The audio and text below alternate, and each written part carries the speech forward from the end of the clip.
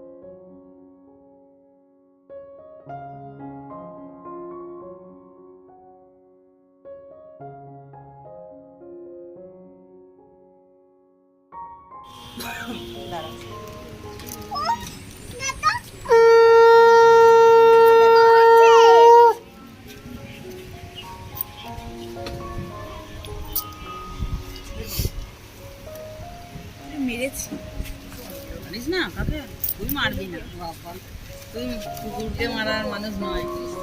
বাচ্চা ধরেই তো ওটা আবার এসে তোকে সামনে নেবে। ও মা চলো রে বাবা। দেখো তোকে কত খুচরো দিয়েছি, খুচরো সত্যিই সংকট।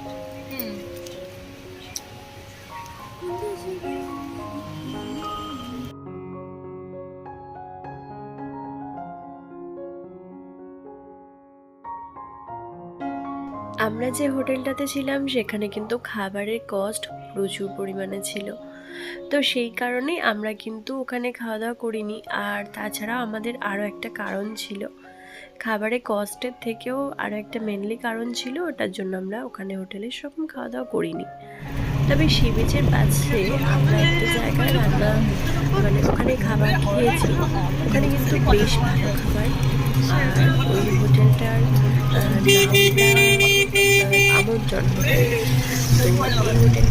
আমন্ত্রণ হয়েছে, ওখানে কিন্তু বেশ ভালো খাবার দাবার ছিল। এখন হচ্ছে আমরা সমুদ্র থেকে স্নান টান করে আসার পর তারপর হচ্ছে আমরা খাওয়া দাওয়াই করতে গিয়ে বেরিয়েছিলাম, তো তখনকার ভিডিও এটা। আর এরপরে হচ্ছে আমরা ওই যে জগন্নাথ মন্দিরটা হয়েছে ওখানে গিয়েছিলাম বিকালের দিকে আজকের দিনে মানে সেকেন্ড দিনে আমরা মোটামুটি অনেকগুলো জায়গা ঘুরেছি। তার মধ্যে হচ্ছে এই যে জগন্নাথ মন্দিরটা, মোহনা, শঙ্করপুর, নায়কালী মন্দির, এই সমস্ত কিছু তার ছোট্ট ছোট্ট ক্লিপ দেখো তোমরা। আমরা এখন চলে এসেছি মোহনা। চলো সমুদ্রের গর্জন তোমাদেরকে শোনাই, ভীষণ ভালো লাগবে। কোথায় যাচ্ছিলাম ডেস্টিনেশন তো জানতামই না, তো হঠাৎ করে মোহনা এসে গেছি। চলো দেখাই তোমাদের, কি দারুণ লাগছে, অসাধারণ লাগছে মোহনাটা দেখতে, তার সঙ্গে সমুদ্রের গর্জন তো অস্বাভাবিক। চলো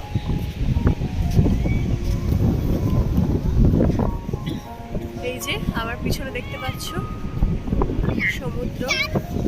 আমি ব্যাগে কোনো ভিডিও করতে পারছি না, আমার ক্যামেরাটার উপর জল লেগে গেছে, হেজি হয়ে গেছে ভীষণ। চলো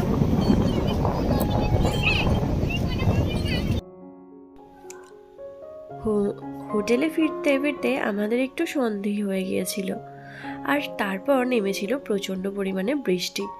সেই বৃষ্টির চোটে আমরা আর বাইরে খেতে যেতে পারিনি, তাই রুমের মধ্যেই অর্ডার করা হয়েছিল বেশ কিছু খাবার। তো সেখান থেকে আমরা রুটি নিয়েছিলাম 2 প্লেট স্পেশাল আলুর দম, আর সঙ্গে ছিল পনির দো পেঁয়াজা, আর ছিল এগ তড়কা, আর সঙ্গে একটা অনিয়ন স্যালাডও নেওয়া হয়েছিল। প্রত্যেকটা খাবারের কোয়ালিটি কিন্তু বেশ সুন্দর ছিল। এরা কিন্তু একটা মানে খুব সুন্দর মেনটেন্স করে প্রত্যেকটা খাবার এবং হাইজেন মেনটেন করে, তো সেই তুলনায় আমার কিন্তু খাবারগুলো বেশ ভালো লেগেছে। তোমাদেরকে প্রথমে বললাম যে খাবারের দাম একটু এক্সপেন্সিভ, এইটা কিন্তু সব জায়গাতেই তাই, শুধু এখানে বলে নয়, প্রত্যেকটা জায়গাতেই তাই যে খাবার একটু এক্সপেন্সিভই হয়, তবে খাবারগুলো খেতে কিন্তু বেশ সুন্দর। তো যাই হোক, এই ছিল আমাদের রাতের খাবার সেকেন্ড দিনের। এটা হচ্ছে ডে 3। আমরা বেরিয়ে পড়েছিলাম সকালবেলাতেই। এই দিনটা ছিল একদম লাস্ট দিন। সকাল থেকে ঝিরঝির করে বৃষ্টি পড়ছিল। প্রথমে ভেবেছিলাম বেরোতে পারবো না, তো তারপর অনেক কিছুক্ষণ পর আমরা রেডি হয়ে বেরিয়ে পড়ি। তো এই যে আজকে আমাদের গন্তব্য হচ্ছে তালসারি, আর তার সঙ্গে হচ্ছে তালসারির সঙ্গে ছিল আরেকটা কি জায়গা ছিল মনে নেই ঠিক। তালসারি তালসারি ছিল, প্রথমে ছিল চন্দনেশ্বর মন্দির, তারপর হচ্ছে তালসারি, আর তারপর শেষে আরেকটা জায়গা আমরা গিয়েছিলাম যেটা হচ্ছে উদয়পুর বিচ। তো এই কয়েকটা জায়গা। আর আমরা এই হোটেল থেকে কোনো গাড়ি ভাড়া করিনি, এই গাড়িটা আমরা এমনি রাস্তা থেকে, রোড থেকে এই গাড়িটা ভাড়া করেছিলাম, বুক করেছিলাম। তো এই হচ্ছে আমাদের হোটেল। তোমাদের তো রাত্রে শেয়ার করেছি, এখন সকালবেলা এই হোটেলটা তোমাদের সঙ্গে একটু শেয়ার করে নিই। হোটেলের নিচে আছে রেস্টুরেন্ট, আর হোটেলটা বাইরের দিকটাও বেশ সুন্দর করে সাজানো। তো যাই হোক, চলো এবার বেরিয়ে পড়ি আমরা যেখানে বেরিয়েছি তার উদ্দেশ্যে।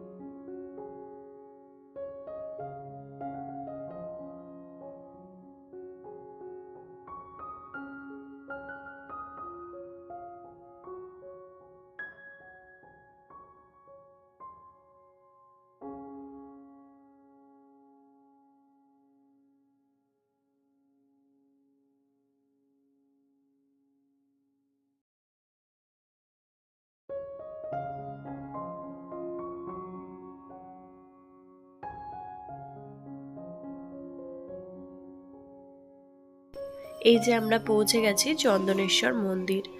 চন্দনেশ্বর মন্দির অনেক বছর আগে আমরা যখন এসেছিলাম, তখন একবার এসেছিলাম। 2 বছর আগে যখন আমরা বেড়াতে এসেছিলাম তখন এই মন্দিরটায় আমাদের আসা হয়নি, কারণ সেই সময় এই মন্দিরেতে গাজন চলছিল।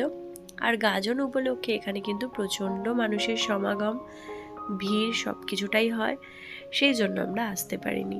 এবার কিন্তু এসে বেশ ভালো লাগছে। প্রথমে গেটে ঢুকেই এখন নতুন নাকি চালু হয়েছে জানি না, তো প্রথমে তোমাকে একটা কুপন কাটতে হবে যার জন্য তুমি প্রসাদ পাবে। তারপর ভেতরে ঢুকে সেখানে পুজো দেওয়ার জন্য আলাদা তোমাকে টিকিট কাটতে হবে। ভিতরে পুজো যখন দেবে সেখানে তোমাকে আলাদা পে করতে হবে, এই সমস্ত কিছু তো আছেই। আমরা ওখানে কোনো পুজো টুজো দিইনি। আমরা প্রথমে ওই 50 টাকা, 100 টাকা, 500 টাকা, যেরকম যা 500 পর্যন্ত টিকিট কাটা, তো সেগুলো টিকিট কেটে নিয়ে একটু প্রসাদ আমরা নিয়েছিলাম। আর এই চন্দনেশ্বর মন্দিরে কিন্তু তোমরা অনেক রকম নয়, অনেকগুলো গরু দেখতে পাবে, ষাঁড় দেখতে পাবে। এই হচ্ছে চন্দনেশ্বর বাবা।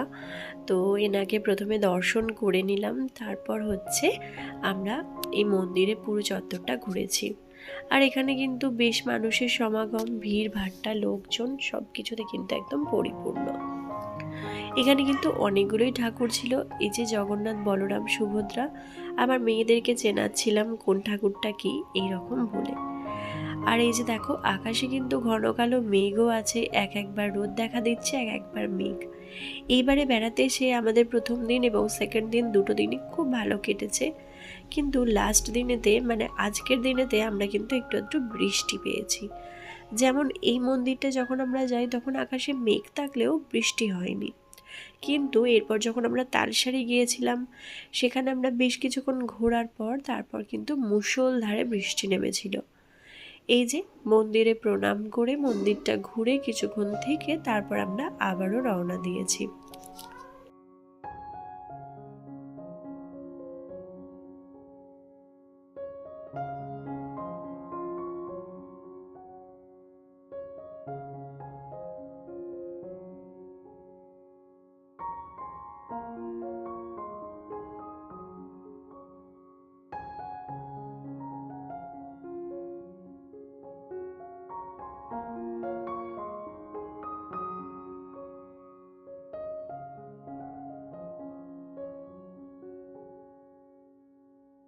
তালসারি আগে দুবার এলেও এবারে আমাদের নতুন এক্সপিরিয়েন্স হয়েছে, সেটা হচ্ছে বাইকে করে ঘোরা, তার সঙ্গে লাল কাঁকড়া।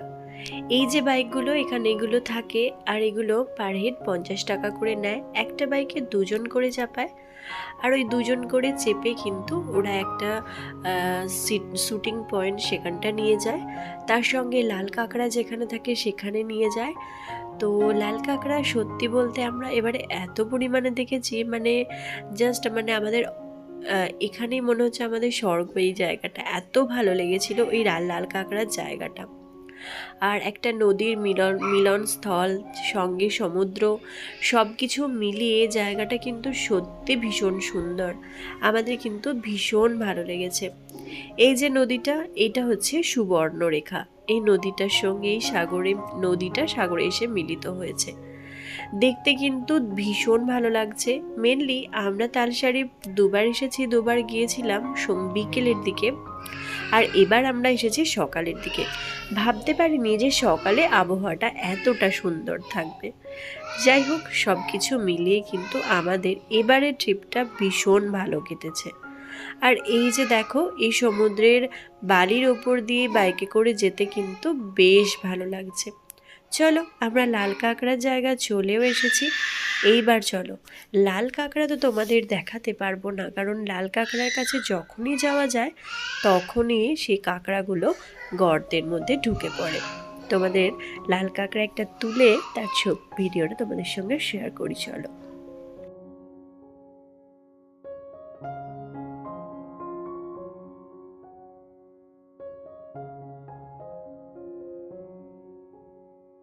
এই যে দেখছো লাল কাঁকড়া, এটা ওই যে দাদাগুলো আমাদেরকে নিয়ে এসেছেন, ওরাই আমাদেরকে ধরে দিয়েছেন। সত্যি বলতে কি যে ভালো লাগছিল। তবে লাল কাঁকড়াটা আমি তো প্রথমে হাত দিতেই চাইনি, আমার ভীষণ ভয় লাগছিল, মনে হচ্ছিল যদি হাতে কামড়ে দেয়। তো তারপর বেশ কিছুক্ষণ মানে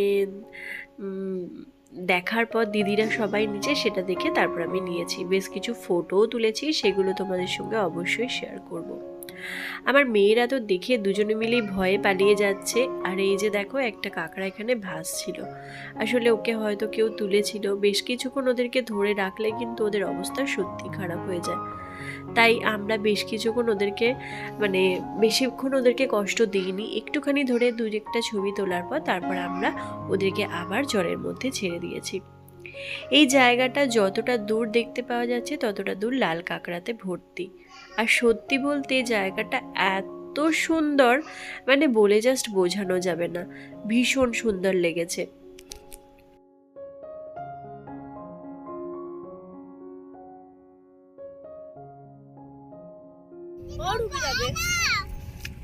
জলে দে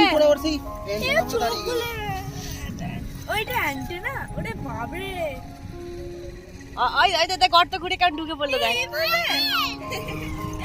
ঢুকে পড়লো, হয়তো যাচ্ছে আর ইয়ে হয়ে যাচ্ছে।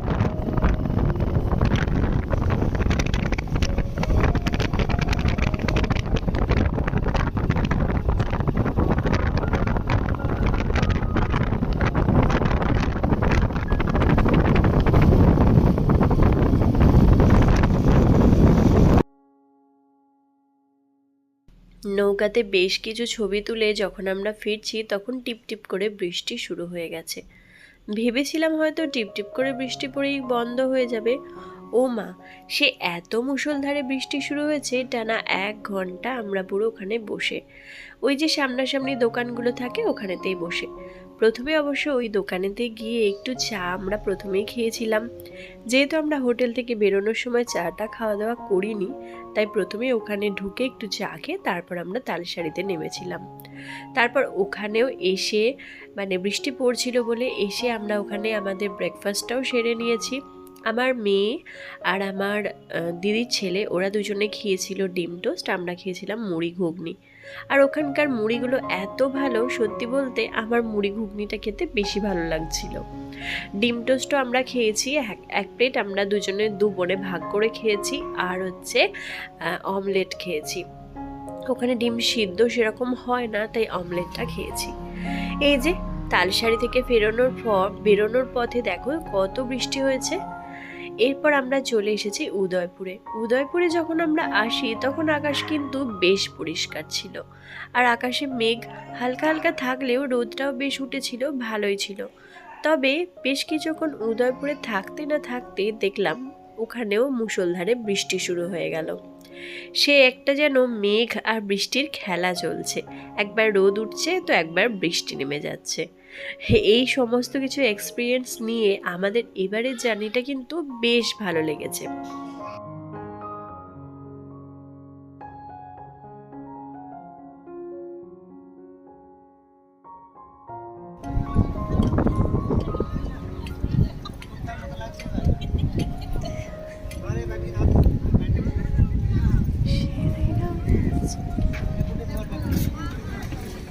আমাদের তো বর্ষাতি, আমাদের তো অসুবিধা নেই। আপনি তো থাকবেন না, ও এখানে থাকতে পারবে।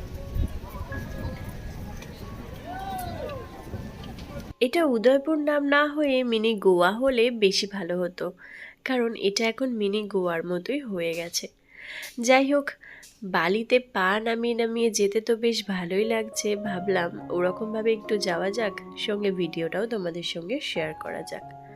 প্রচুর পরিমাণে কাঁকড়া ছিল, মাছ ছিল, যেগুলো অনেকেই ভাজা খাচ্ছে, তবে আমি একদমই খাইনি। জানো, আমরা আগের বার এসে অনেক চিংড়ি মাছ ভাজা খেয়েছি, সঙ্গে পমফ্রেট মাছ ভাজা, তো এগুলো খেয়েছি, কাবাব খেয়েছি। কিন্তু এবারে চিংড়ি মাছ আর পমফ্রেট মানে চিংড়ি মাছ ভাজা আমরা একটা দিন, প্রথম দিনটা খেয়েছি। প্রথম দিন একটা ওষুধের দোকানে গিয়েছিলাম, আমার কিছু মেডিসিনের দরকার ছিল নেওয়ার জন্য। তো সেখানে গিয়ে একটা ভাইকে দেখি যে সেই হয়তো এই সমুদ্রে কিছু সামুদ্রিক মাছ টাছ কিছু খেয়েছে, তো তার গায়ে প্রচুর পরিমাণে অ্যালার্জি বেরিয়ে গেছে। সেই ভয়েতে এবারে আমরা আর কোনো রকম মাছ খাইনি, কারণ অ্যালার্জি জিনিসটাকে আমি ভীষণ ভয় পাই। আমার তো সব কিছুতেই অ্যালার্জি, একটু ঠান্ডা লাগলেও অ্যালার্জি, একটু ধুলোতেও অ্যালার্জি, সমস্ত কিছুতে আমার অ্যালার্জি। তাই আমি আর সেই রিস্কটা নিয়ে নিই যে ওই সমস্ত মাছ খেয়ে আমার অ্যালার্জি হয়ে যাক, আর তারপর দেখবো আমাকে নিয়ে হসপিটালে ছুটাছুটি করতে হচ্ছে। যাই হোক, সমুদ্র দেখতে এত ভালো লাগছে, তবে ভয়ঙ্করও লাগছে, কারণ এখানে মানুষজন থাকলেও, ভিড়ভাট্টা থাকলেও, লোকজন মানে স্নান করার লোকজনের সংখ্যাটা কিন্তু খুবই কম। আমরা চলে এসেছিলাম বাড়ি। এখন হচ্ছে সন্ধেবেলা, আমরা সবাই মিলে যাচ্ছি একটু বাজারে কেনাকাটা করব বলে। ভাবলাম চলো তোমাদেরকেও সঙ্গে নিয়ে যাই, তোমাদেরও খুব ভালো লাগবে। বেশ কিছু জিনিসও এখান থেকে কিনেছি, তবে সেগুলো বাড়ি গিয়ে তোমাদের সঙ্গে অবশ্যই শেয়ার করব।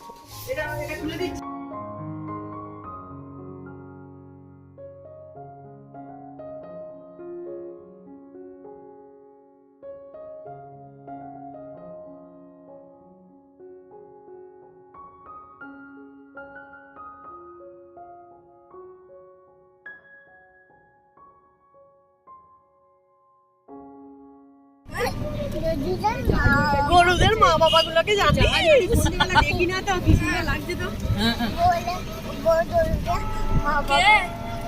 গলুদের মা বাবা, গলু গুলাই বাবা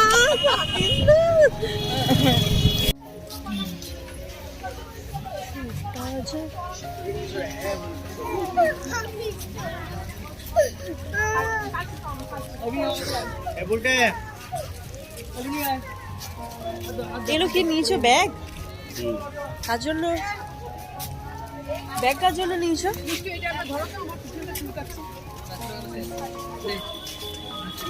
ছিল এগুলো পাওয়া যায় ওখানে। ওইগুলো দাম কবে থেকে দেখছি আমি, বড় বড় দামগুলো দেখেছি।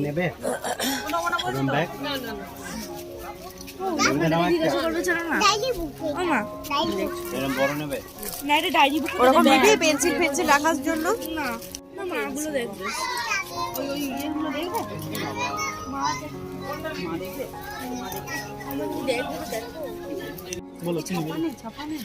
ছাপাগুলো বেশ দেখতে ভালো লাগবে। এগুলো কত করে? 20 টাকা। আর এগুলো 450। প্রিন্টেড বলে দাম বেশি। চপার বোর্ডগুলো কিরকম দাম গো দাদা?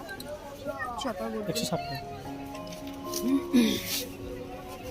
তুই দুটো নিবি নাকি? হ্যাঁ আর দুটো নেবো, দেখ দুটো ছোট নেবো, ছোট এইরকম না ছোট, ছাপা? ছোট একটা নেবো, ছোট ছাপা। এইটা থাক। এটা 20 টাকা। এটা 20 টাকা? তাহলে ওই 10।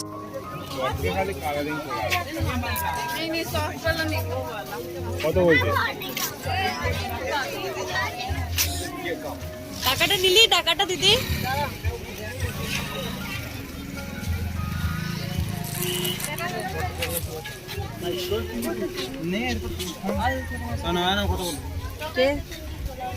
হ্যাঁ হ্যালো, হয়ে গেছে, এই যে আমরা যাচ্ছি রাস্তাতে, ওইখানে বসে আছো তো আমন্ত্রণে। ঠিক আছে, ওইখানেই যাচ্ছি। আমার কাছে গিয়ে করো না, ভেঙে যাবে।